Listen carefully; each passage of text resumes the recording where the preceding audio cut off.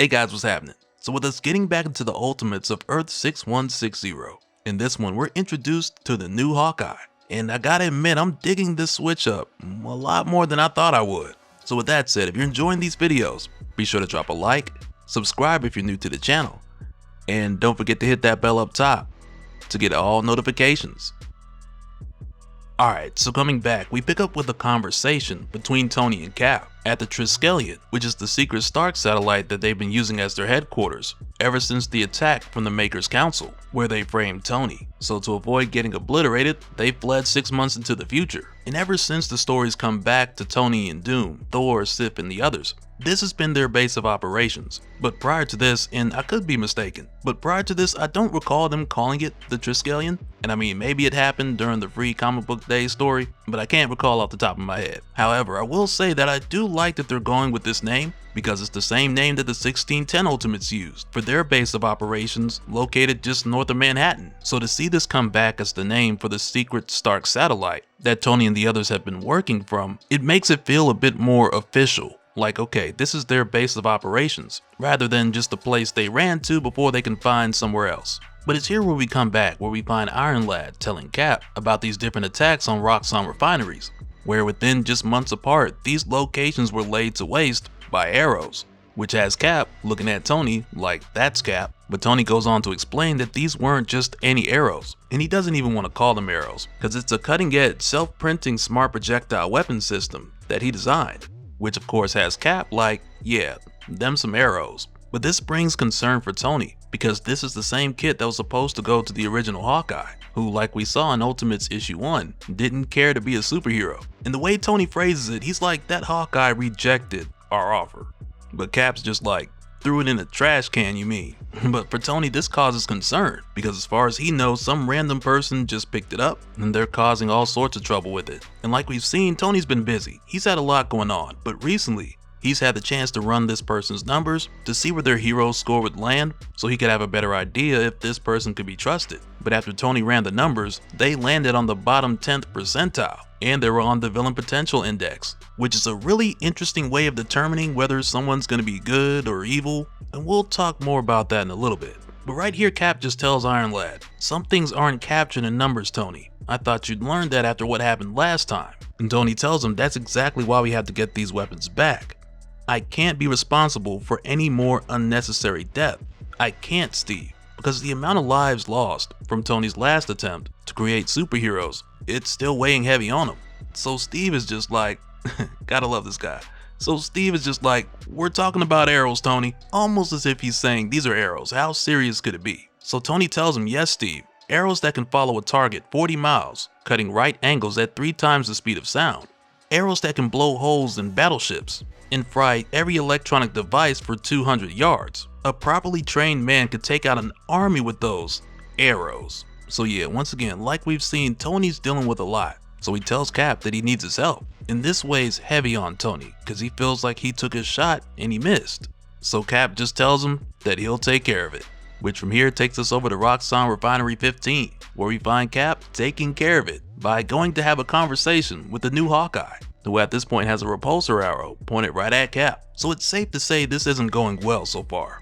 And it really doesn't get that much better from here, because right away this dude's telling Cap like, oh, they sent the cowboy. So Cap calls him by his government name. He's like, Charlie Ramsey, you know why I'm here? So right away Charlie just tells him that he assumes it's for something violent, because at this point that's the public MO for the Ultimates. Because for anyone who only knows them from the news, all they know is they're led by a guy who blew up a building only to later assemble a team who stormed the White House. So Charlie just assumes that he's here to blow something else up. So Cap just points behind him to this blown up Roxxon refinery like, I know you ain't talking. And before you know it, Charlie says, draw a cowboy, and he lets off the first arrow. So Cap quickly dodges it, and he tells him, I'm a captain actually, Captain America. But Charlie cuts him off. He's like, nah, you a cowboy. Oh, Gary Cooper looking mother.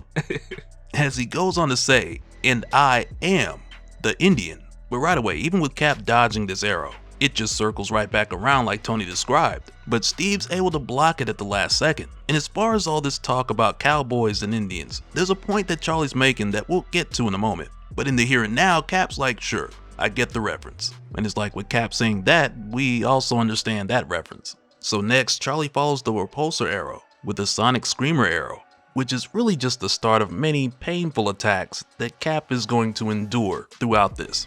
But here's the thing, with Charlie bringing up the whole cowboy and Indian metaphor, this is something he was into as a kid, mainly because he watched a lot of quote-unquote cowboy and Indian films with his dad, and one of the things he picked up from a young age was the fact that in most of these movies, the cowboys would just kill the Indians. So with Charlie being Native American, this was one of his early introductions to how the world works, and as he got older, he saw it play out in a similar way. Because in the here and now, with Cap telling him to hand over the suit and the weapons, because those weapons are extremely dangerous, and they're currently in the hands of a kid who's like 16. So now this has Charlie telling Cap like, hey, how old were you when you put on that suit and took a stand? So Cap asks him, what do you know about this suit, or what it stands for? Which right there has Charlie like different things, I guess, for you and me. You can tell that this is Charlie calling out Cap on the whole idea of privilege. Because next he tells Cap, so what? You get to be a hero? Tony Stark gets to be a hero?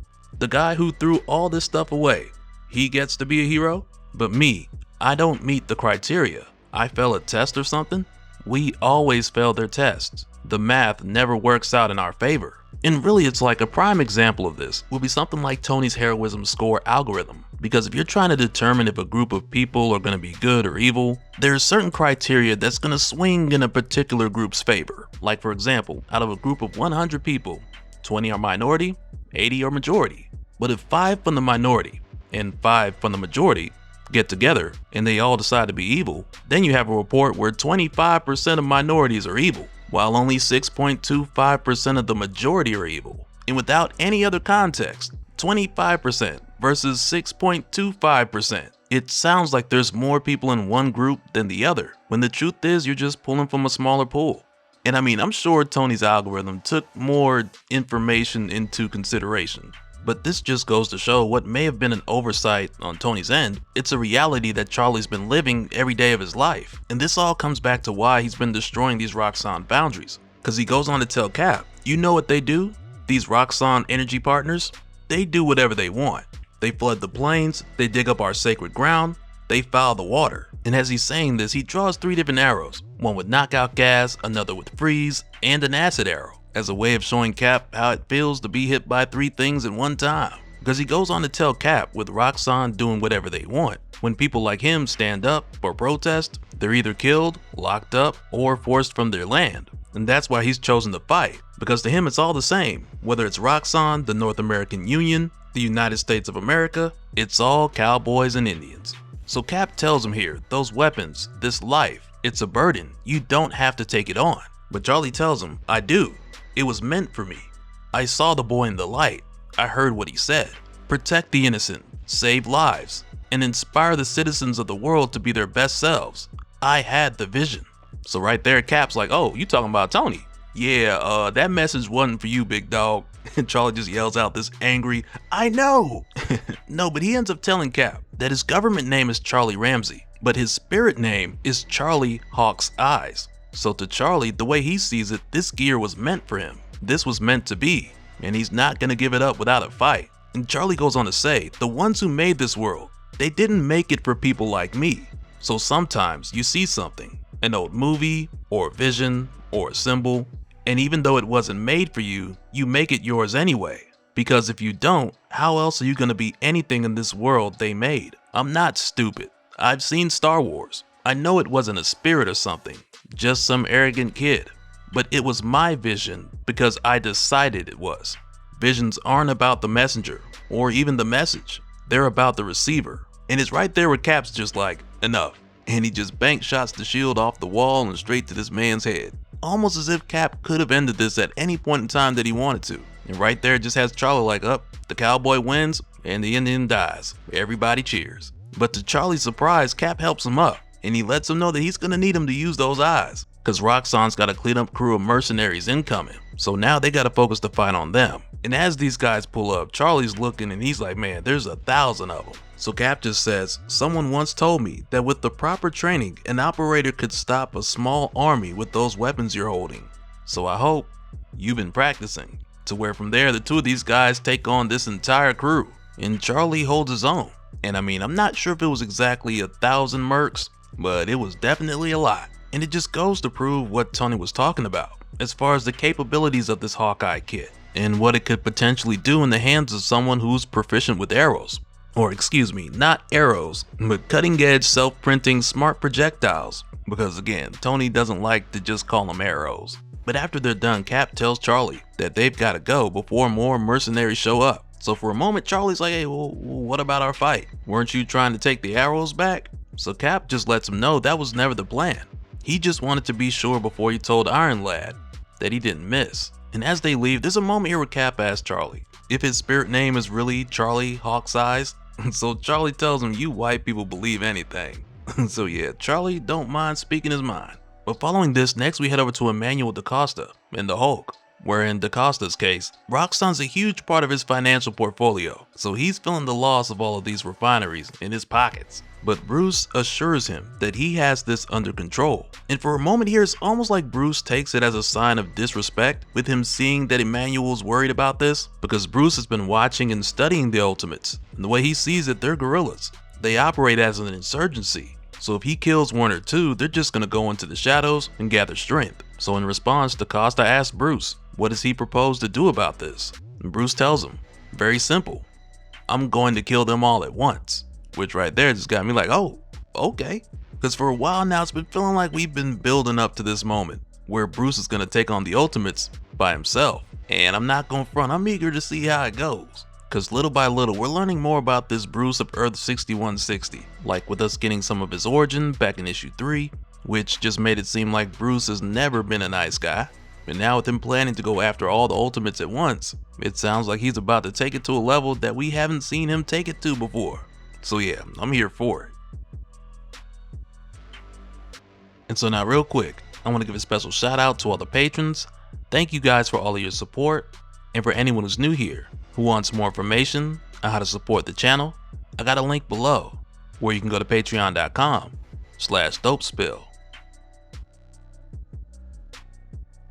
But that'll do it for this one, guys. Let me know your thoughts down in the comments below, and we'll do it again on the next one. Alright, later.